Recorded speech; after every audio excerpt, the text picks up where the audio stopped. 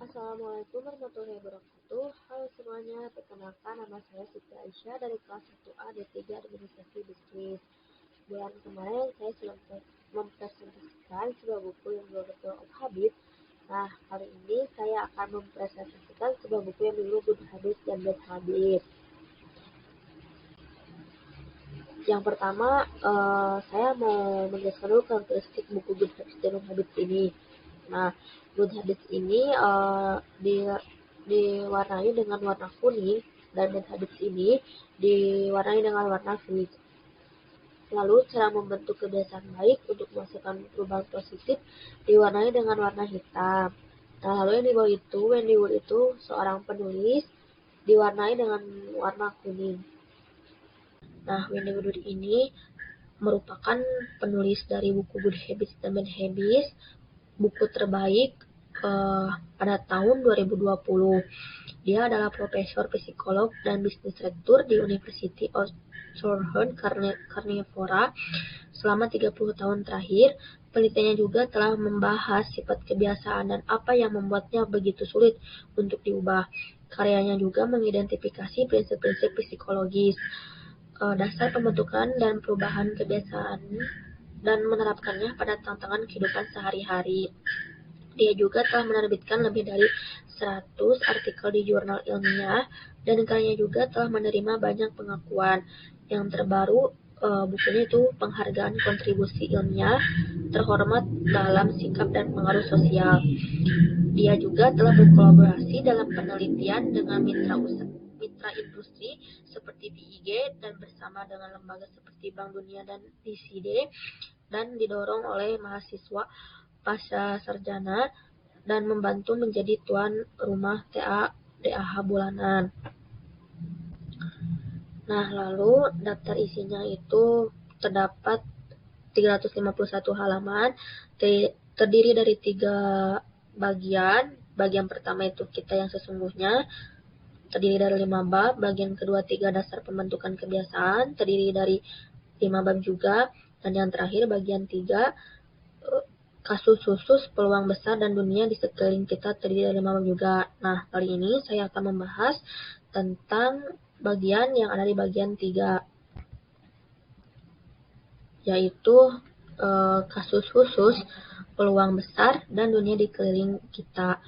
Nah, yaitu ada 5 bab. Bab 11 tentang melompat dari jendela, bab 12 ketahanan khusus dari kebiasaan, bab 13 konteks dalam candu, bab 14 bahagia dengan kebiasaan, bab 15 Anda tidak sendiri. Nah, bab 11 melompat dari jendela. Ada seorang tokoh, Warren Buffett, mengatakan, seandainya Anda merasa berada di sebuah kapal terus-menerus bocor, mengarahkan energi untuk menggantikan kapal mungkin lebih produktif daripada menghabiskan energi untuk menambal kebocorannya. Nah, perubahan hidup yang besar adalah masa yang berat gitu ya, dan penuh dengan ketidakpastian. Namun, kejadian itu juga bisa menjadi peluang untuk menata kembali diri serta menyusun ulang struktur hidup kita. Kita juga dibebaskan untuk mempraktekkan perilaku baru tanpa gangguan dan petunjuk yang sudah melekat gitu di tanggapan habitual kita kepada petunjuk itu. Nah, diskontinus ini memaksa kita untuk berpikir dengan membuat keputusan baru, kita bertindak dengan cara yang baru pula, cara yang mungkin lebih efektif bagi kita. Nah, yang pertama itu adalah kehidupan kita sudah dipenuhi oleh kebiasaan. Ada yang kita sadari dan ada juga yang kita tidak sadari, tetapi masih terus bekerja seiringnya tanpa terlihat dan tanpa disadari. Peristiwa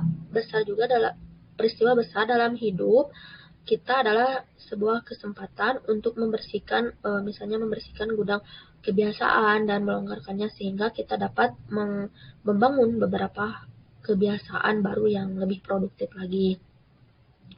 Mungkin teman-teman juga kan biasa makan dan minum di luar dengan rekan kantor kerja, misalnya setiap hari weekend tuh ya. Terus pada awalnya juga itu acara yang menyenangkan, sesuatu yang ditunggu-tunggu gitu.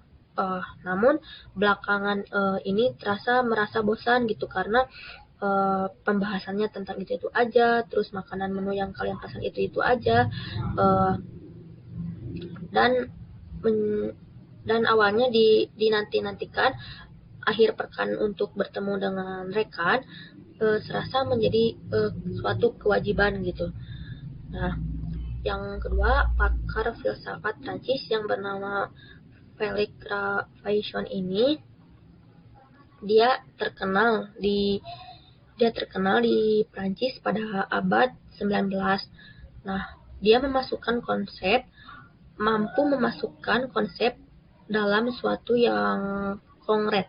Nah, dia menyebutkan bahwa sifat ganda kebiasaan itu pada dasarnya peluang menguatkan kecenderungan untuk beraksi, tetapi juga dia melemahkan sensasi atas aksi tersebut. Dengan itu, kita menjadi terbiasa gitu. Proses ini lebih kompleks dari yang kita duga dan memiliki potensi untuk menghisap daya dan makna dari hidup kita. Kita cenderung terus mengerjakan sesuatu gitu ya, bahkan jika maknanya sudah lama hilang bagi kita gitu. Namun proses tersebut masih dengan mata dua. Nah, lalu dalam perkawinan yang bahagia, diskontinuitas dapat mendatangkan keajaiban. Nah, dengan menghadirkan kembali keintiman romantis yang tersembunyi oleh waktu, perpisahan fisik singkat mendatangkan diskontinuitas sementara. Mungkin melakukan perjalanan dinas gitu keluar kota atau sekedar berkunjung ke rumah orang tua. Nah, konflik atau selisih pendapat singkat juga dapat mendatangkan diskontinuitas, asal pertengkarannya bukan sesuatu yang dapat dipecahkan. Perubahan itu memicu kepada pasangan untuk mengungkapkan perasaan mereka dan bertindak dengan cara yang baru. Pasangan mulai berpikir tentang orang yang ia kasihi dan tentang hubungan yang harus diperbaharui. Pada gilirannya, membuat mereka merenungkan motivasi dasar dari kemitraan mereka yang dahulunya pernah membuat mereka bersatu. Nah, bagi kebanyakan dari kita gitu ya, cinta dengan tambahan pengalaman, pasangan akan lebih sering mengekspresikan rasa sayang pada satu sama lain ketika berdamai setelah konflik. Kasih sayang yang dirasakan lebih kuat karena berbeda dari biasanya. Nah, lalu ada sebuah konsep lama dalam ilmu ekonomi yang disebut penghancuran kreatif. Nah, konsep ini berkaitan dengan momen penuh tekanan dan kerapuhan tak terhindarkan yang tercipta dalam ekonomi pasar. Momen itu mungkin sangat menyakitkan ya, karena terutama bagi kalau harga saham anjlok, lalu pekerjaan hilang, lalu seluruh industri yang di pasar itu bangkrut atau gulung tikar gitu ya. Nah, namun dari sudut pandang istimewa seorang pengamat, kerusakan itu juga mengandung benih untuk pertumbuhan baru gitu. Nah, begitu juga ketika kita masuk ke dalam kebiasaan misalnya berkendara ke tempat kerja atau rangkaian prosesnya terbilang otomatis gitu ya. Ketika teman-teman masuk begitu saja ke dalam mobil dan melaju mengikuti rute yang selalu ditempuh, perlu usaha untuk mengerjakan hal yang berbeda gitu. Misalnya naik bus, harus mempelajari jadwalnya kapan, harus cari dulu bayar berapa, atau mungkin memerlukan waktu khusus atau kartu khusus untuk mengatur ulang jam berapa harus bangun pagi. Nah, lalu perubahan besar dalam hidup sering datang kepada kita tanpa terduga, namun sebagian masih dalam kendali kita. Setidaknya terkait dengan cara kita menanggapi perubahan itu, begitu kita memahami cara kerja diskontinuitas, kita dapat menggunakannya di dinamika yang sama secara selektif. Nah, diskontinuitas ini kita inginkan dalam hidup kita. Diskontinuitas dalam bab ini kita diinginkan dalam kehidupan kita. Maksudnya kehilangan pekerjaan atau pindah ke kota lain dapat menjadi tantangan yang besar terhadap stabilitas hidup. Dengan mendekati perubahan ini dari spesifik kebiasaan, kita dapat melihat bahwa bagaimanapun juga diskontinuitas merupakan peluang untuk berbenah diri secara harfiah menjadi orang yang kita inginkan gitu ya. Nah, lalu selanjutnya ada bab 12, yaitu ketahanan khusus dari kebiasaan. Ada tokoh yang bernama Ho Chi Minh, dia mengatakan bahwa badai adalah kesempatan yang baik bagi pinus dan cemara untuk menunjukkan kekuatan mereka. Nah, kita hidup di dunia pasti penuh dengan ketertekanan. Segala sesuatu juga tidak pernah berjalan apa yang kita prediksi, apa yang kita inginkan gitu ya. Nah, lalu dalam buku Good Habits, Bad Habits ini terdapat pada 2017 lebih dari 60% warga Amerika Serikat mengatakan merasa stres.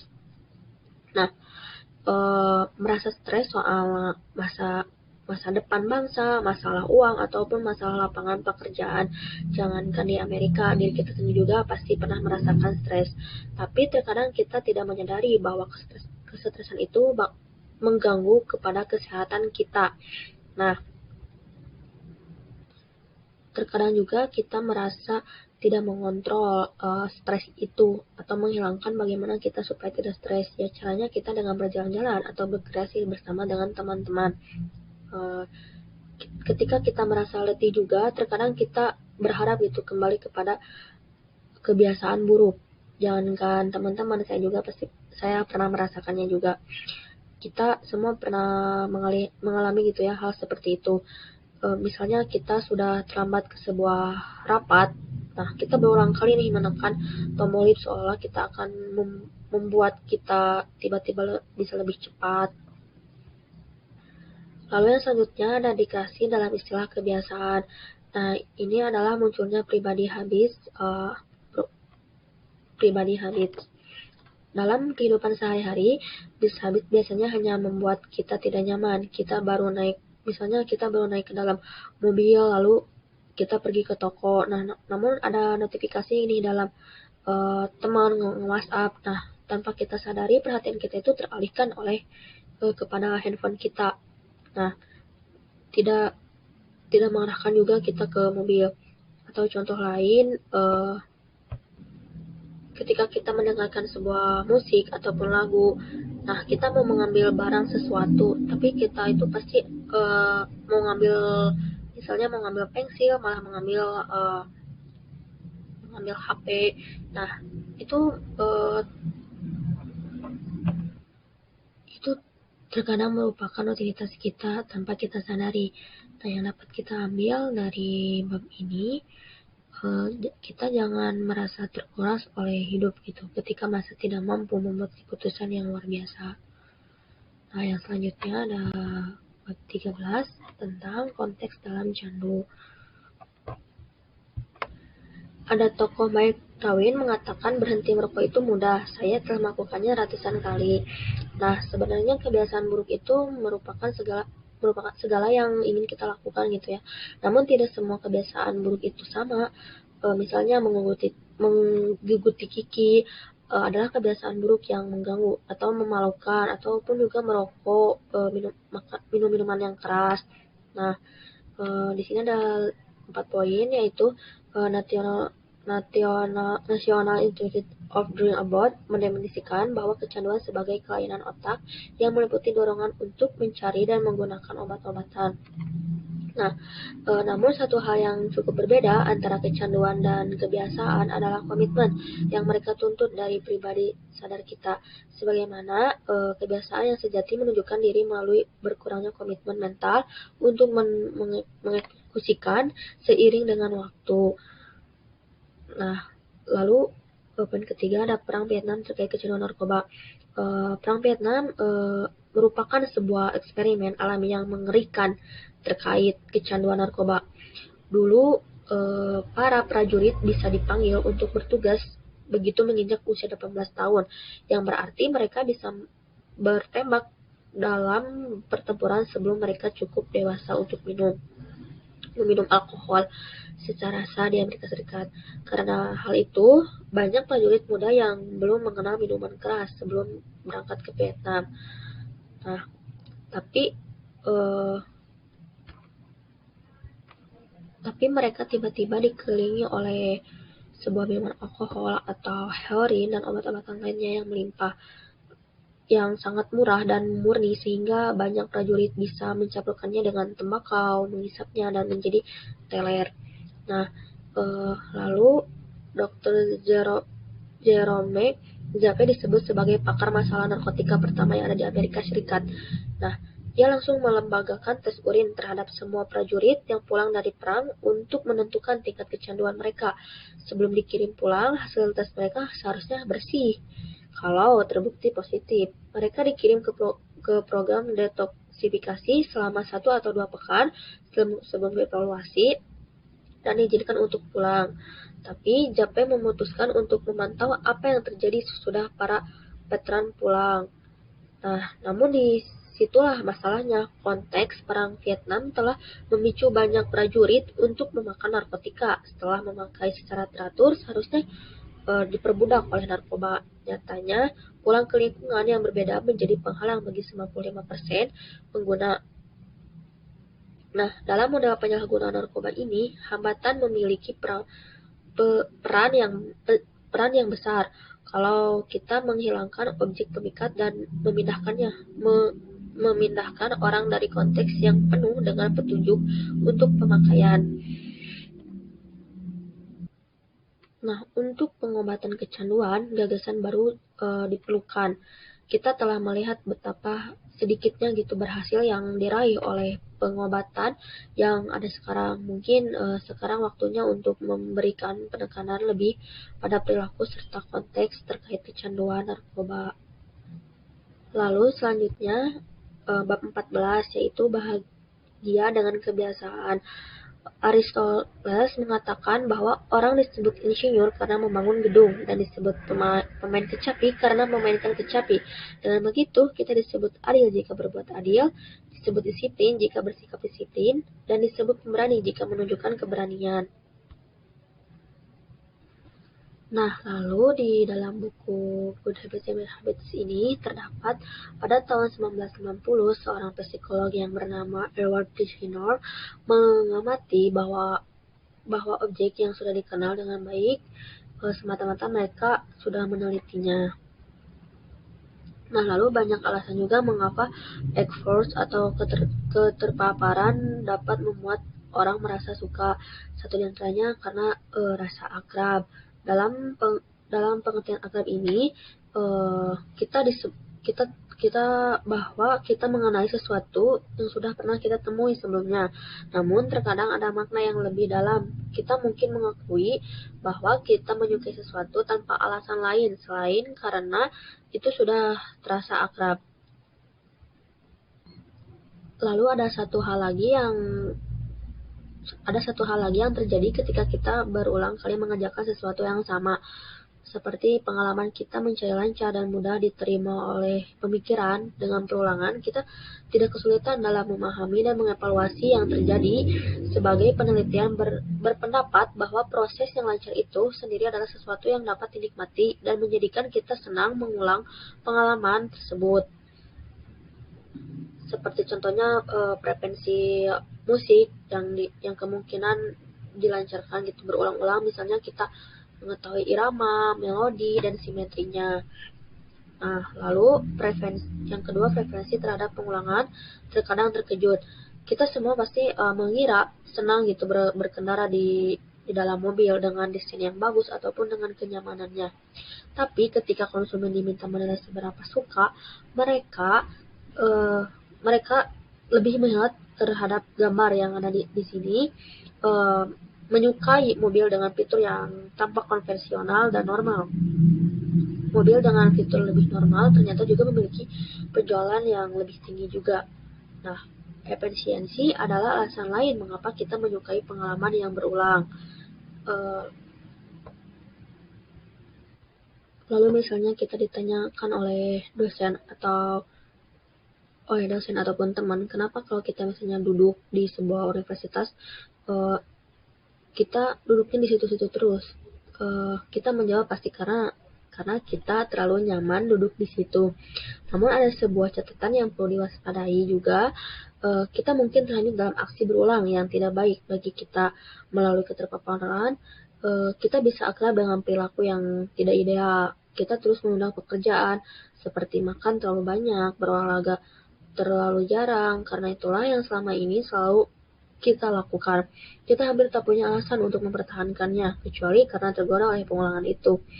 Kita akhirnya bahkan menyukai kebiasaan, kita akhirnya juga menyukai kebiasaan keliru yang tersesuai itu. Yang kita pelajari dari penelitian tentang keterpaparan adalah bahwa rasa suka ini akan berkurang jika kita membentuk kebiasaan baru yang terjadi dengan sendirinya melalui pengulangan, keakraban, dan juga kenyamanan. Baik, yang selanjutnya, bab 15. Anda tidak sendirian. Ada tokoh John McConnell, epidemiolog. Dia mengatakan bahwa terkadang rasanya seperti ini. Saya sedang berdiri di tepi sungai yang mengalir dengan cepat dan tiba-tiba saya mendengar teriakan seseorang yang menangis tenggelam. Saya pun melompat ke dalam sungai, memeluknya, menariknya ke tepian dan memberinya nafas buatan. Lagi dan lagi banyak orang yang saya tolong. Lalu lagi dan lagi rangkaian terus berputar. Saya begitu sibuk melompat, menarik, dan memberi napas buatan sehingga tidak mempunyai waktu untuk melihat siapa di ulu sana yang telah mendorong orang-orang tadi. Nah, yang pertama yaitu Taylor dan Sunstein memperkenalkan istilah nge-nya itu sebuah dorongan yang mengubah perilaku orang dengan cara yang dapat diprediksi tanpa melarang opsi apapun, atau mengubah insentif ekonomi mereka secara signifikasi. Lalu, bagaimana dengan penggunaan energi? Di dalam sebuah buku Good Habits dan Bad Habits ini, lebih dari setengah rumah di Amerika Serikat sudah mempunyai alat penghitung cerdas untuk mengukur serta memantau pemakaian energi. Nah, alasan ini memberi sebuah peluang teoritis untuk membentuk kebiasaan menghemat energi ketika membiarkan lampu menyala ataupun langsung mendapatkan umpan balik. Bentuk tagihan harus dibayar ketika memadamkan lampu ataupun dengan mendapat imbalan langsung berupa penurunan tagihan.